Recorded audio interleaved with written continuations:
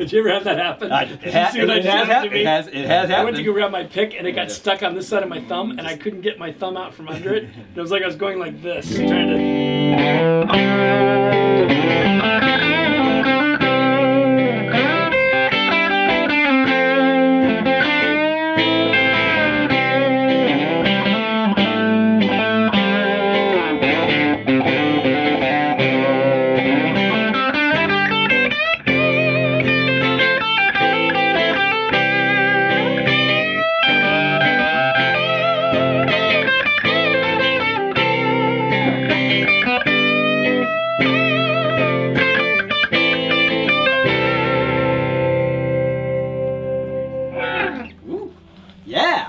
Good afternoon, Wild West guitar fans, and you know, there's a lot of times in this office, Glenn, we'll get a guitar and we'll just want to grab our wallet.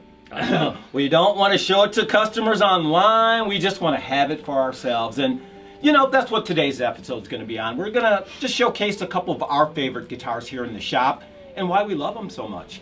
And I tell you, it's hard not to grab one's wallet when I'm looking at that Esquire in your hand. I know. Man. I love Esquires. I had one years and years ago, and I want another one really bad. I just love single pickup, double binding on this thing around the body's stellar. It's got a great look. Great look, super light, and slab fretboard. Love the slab fretboards on these early 60s. So, I think a lot of people don't understand too that there are three distinctive sounds on an Esquire, just even though it only has one pickup in it. Yeah, so you've got that back pickup, just regular like telly style. You go all the way in front, you kind of get that lower cocked wah sound, and then middle is also the back pickup, but with the tone and volume, or the tone being in part of the circuit. Yes. And when you go to the back, this tone's completely gone, so it's just like wide open. Beautiful sounding. Love Esquires. Huge fan of those. And you know, we actually have also, besides the Sunburst, we also have a I think it's a Lake Placid Blue example of that too. Lake Placid Blue, double bound, the whole 9 yards. Beautiful guitars, both of them. And I'm happy to be holding one of the 60th anniversary 1960 Les Pauls. This is one that we got in just about a week ago. And I tell you, I just love the top. The flames are really distinct on this. This actually has a pretty nice light weight to it, probably about 8.5 pounds. And it just has a beautiful balance with the neck and the bridge pickup. I'm a huge fan of Les Pauls. Really, the guitar that inspired me to really want to pick it up was actually seeing The Song Remains the Same. And Jimmy just going to town on that 59. As a 14-year-old kid, I was like, whoa, dude, I want to do that.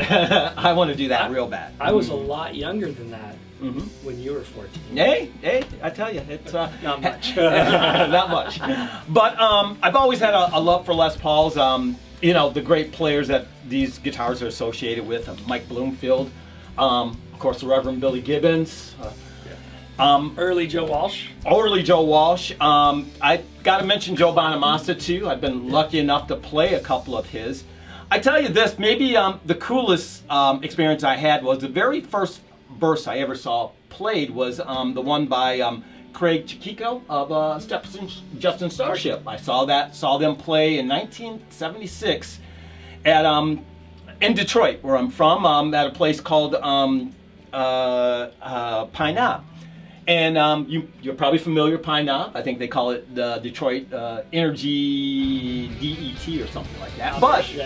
But I've been lucky enough to play that stage on 1 or 2 occasions. And the very first real burst I ever saw was at the Jefferson Starship show about 5 years ago. The customer who kind of has that guitar now, and there's actually a little bit of controversy. It was stolen in Germany in the 80s. But I was lucky enough, he brought it into the Hollywood Guitar Center dinner. And I had a chance to play it there. And it's not too often that you get a chance to see a guitar that's been in your imagination for many, many years, to have it now in front of you, to be able to play it and go, ooh, wow, okay. I'm lucky enough to have a couple experiences like that. I've had a chance to play Joe Perry's pretty famous 59 burst, kind of looks like the Duane Allman burst. Jim Service, hello Aerosmith folks, Happy New Year to you. He was nice enough to let me play that one time.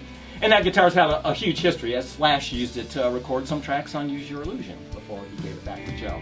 So those guitars just have a great part of my imagination, musical imagination. I've been lucky enough to play a few different ones, and this right here is just a beautiful, beautiful example. Both these made us grab our wallets, but our girlfriends kind of talked us out of it. Your wife, I'm sure, has something to say about that. These are some of the great examples, including this PRS private stock that we try to offer all of our customers here at Wild West Guitars. Thanks so much. Thanks.